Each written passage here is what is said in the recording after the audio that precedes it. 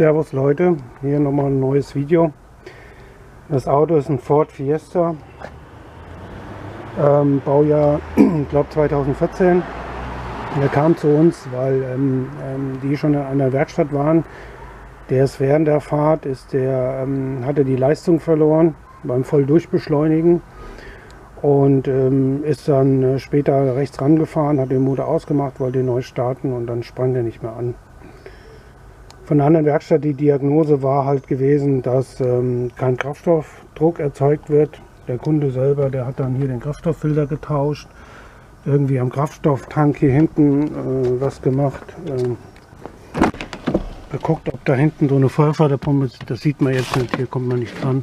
Auf jeden Fall hat er hier ein Loch reingemacht und geguckt, ob da eine Pumpe ist. Er hat aber keine Vorförderpumpe. Daraufhin hat er uns den Auftrag gegeben, die Hochdruckpumpe zu tauschen.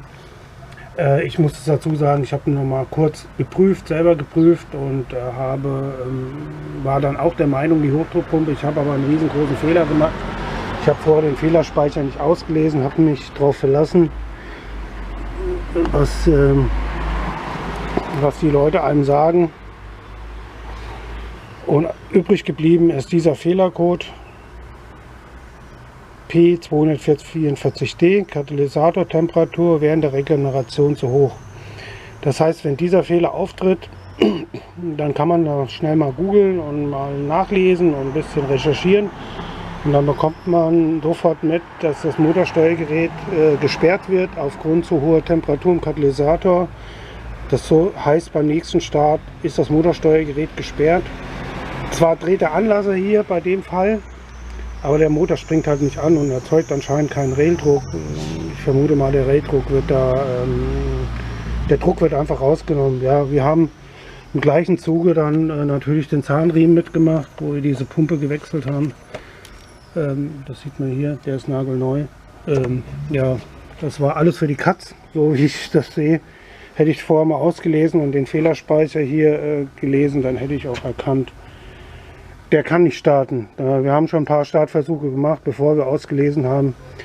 Ich kann jedem den Tipp geben, wenn er so einen Fehler hat, lest erstmal den Fehlerspeicher, verlasst euch nicht auf andere Werkstätten, die irgendwas sagen. Jetzt haben wir den Salat. Ich weiß es nicht, mit dem Top-Down habe ich schon versucht zurückzusetzen. Diesen Fehlercode, es geht nicht, war nicht löschbar. Jetzt muss ich das mit dem Bosch, Heller Gutmann versuchen. Das würde ich euch dann dabei filmen und euch da mitnehmen und gucken, ob wir diesen Fehler beseitigen können und ob er uns wieder einen Start freigibt, so dass wir wieder den Motor starten können. Und da müssen wir natürlich Analyse machen, warum ist der so heiß geworden. Das weiß ich allerdings jetzt auch noch nicht. Ja. Man sieht, der zeigt hier Motorservice an, also auch hier mit diesem Schraubenschlüssel. Das ist, weil diese Fehlermeldung drin ist und im Prinzip dann aussagt, die Motorstörung, deshalb blinkt der hier so. Ich versuche jetzt mit Heller Gutmann das zu laden, das Fahrzeug. Auf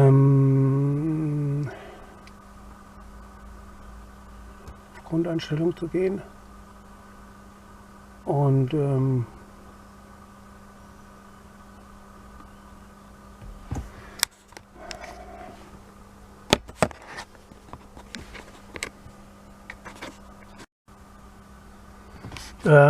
jetzt bin ich hier auf Abgastemperatur zurücksetzen. Das starte ich jetzt mal. Zündung einschalten. Zündung haben wir, ja.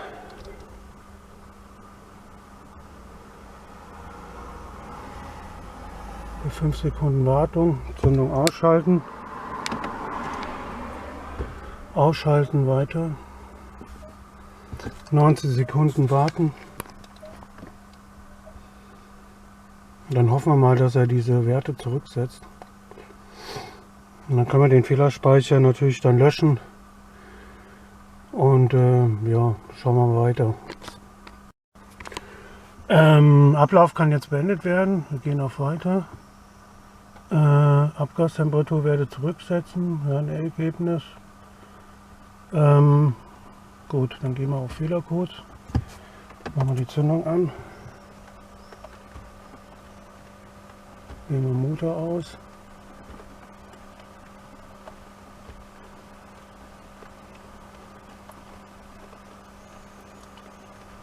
Ja, das ist der. Schauen wir mal, ob der löschbar ist.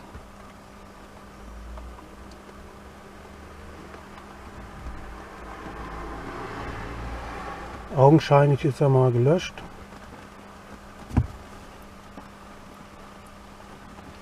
Fehlerspeicher IO. Hat also geklappt. Machen wir nochmal die Zündung aus. Zündung an. Ah ja, jetzt kommt auch zum Starten Kupplung betätigen. Diese Meldung kam gar nicht. Das heißt, genau, das heißt diese Fehlermeldung, ja, weil sonst würde jetzt Motorstörung kommen.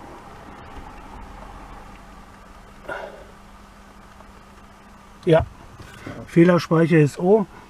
Also wenn man die Abgastemperaturwerte zurücksetzt, dann kann man auch den Motor starten. Jetzt ist auch dieser Schraubenschlüssel weg. Das kann man sich alles mal merken. Ja, das war Dummheit, Unwissenheit von mir. Asche auf mein Haupt. Ich weiß es nicht, warum ich es nicht gemacht habe.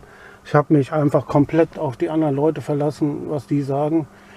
Jetzt mache ich Kühlwasser rein, das haben wir noch nicht. Abgasttemperatursensor haben wir draußen gehabt, um zu gucken, das muss ich erstmal alles reinmontieren.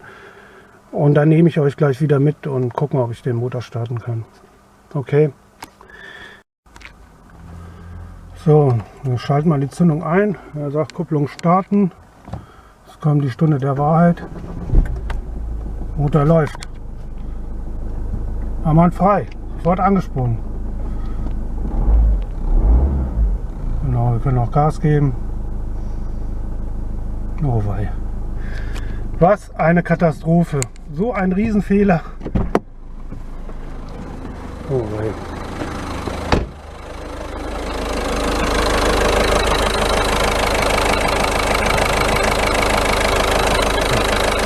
So, Motor läuft einmal frei.